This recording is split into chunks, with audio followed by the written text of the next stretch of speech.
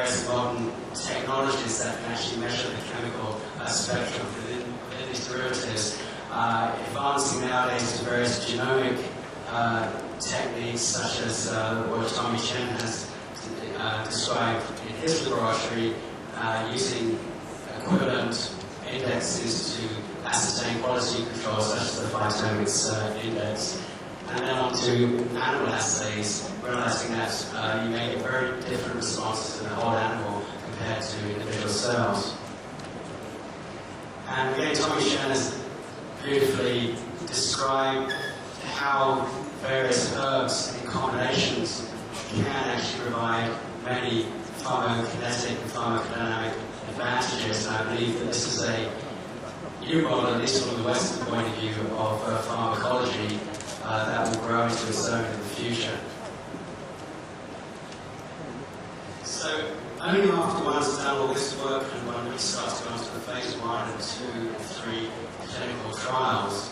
And there are challenges with that, which I don't have time to go into.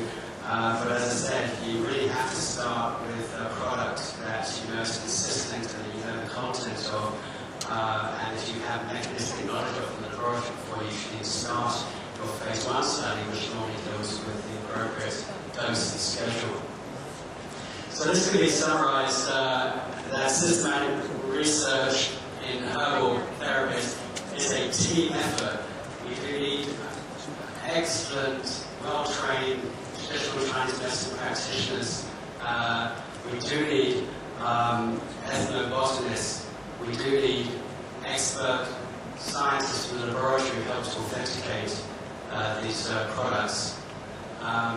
We do need clinical trial methodologists and oncologists in the clinic to help to facilitate this through to patient treatment. It is a huge team effort, and I think this is one of the main purposes of this conference, is to show that we're all here as a team working together to provide new products that will help our cancer patients. And there are actually written up now some very elaborate guidelines for doing this research, and I just bring your attention to one, which is the consult statement of herbal research, which is actually published in the Annals of Internal Medicine. If you just on the web just say consult, CONSORT, you can get details of that. So my final 3 slides, I really want to emphasize the importance of networking. Networks are going to be so important in the development of these products, because there's such a lot of work to be done and there's so many skills involved in getting results that unless we have networks, I think it's going to be very inefficient. And first of all, some people may not know the skills of others, so we're not making use of the best resources. Secondly, the research may have done already somewhere else and you don't know about it. So the most important thing is that people know what's going on and can actually contact each other and use each other's skills to actually rapidly transit these Chinese herbal products into the oncology clinics. So the objective is to accelerate global standardization, and I repeat, standardization is important, so we all know what we're dealing with. If we have a particular herb being evaluated and we get results of it, we all need to know it's exactly the same herb, exactly the same constituents, if we're going to give it a particular name. We need to have the multidisciplinary expertise, and we need to start creating data warehouses where we can share this knowledge and translate this knowledge, both from a scientific perspective and also from a language perspective. Many overviews of systematic research is done in the West in the past, and left out foreign language publications, which may be Chinese or Japanese or many other countries. The point is that we need to actually use all the data globally and not just ignore data simply because it's published, for example, in another country or another language. And I believe by working together there'll be emergence and synthesis of new ideas, and we're already seeing this occurring with these conferences. Key players here, mainly in my belief, are industry, We do require industry, we do require funding through shareholders in industry to bring these products to the marketplace. We require universities to do the research, and universities, of course, also require income, which is very limited nowadays, whether from government grants or from the marketplace. But we need to find new ways of developing this money so the research can be done. And government, it's most important that government, as we see today, is much involved to help regulating this process, to streamline this process, to actually help us to bring these products to health society. But also, I think, it's most important for government to protect both companies and universities that develop these products, because you've got to put a lot of money and time into them, you do want some protection. At the same time, you also want to protect the culture of traditional Chinese medicine, and also protect the sources of these herbs as well.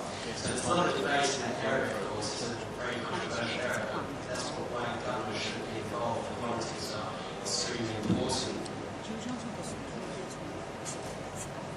And last of all, just to summarize that, basically what we're creating is a global laboratory, and just to reiterate, Tommy Chen informing us about the Consortium for Globalization of Chinese Medicine. I believe some people here certainly are members of that community, some of us from Canada, and I think this is one platform that in the future will be very useful and important for bringing some of these ideas together.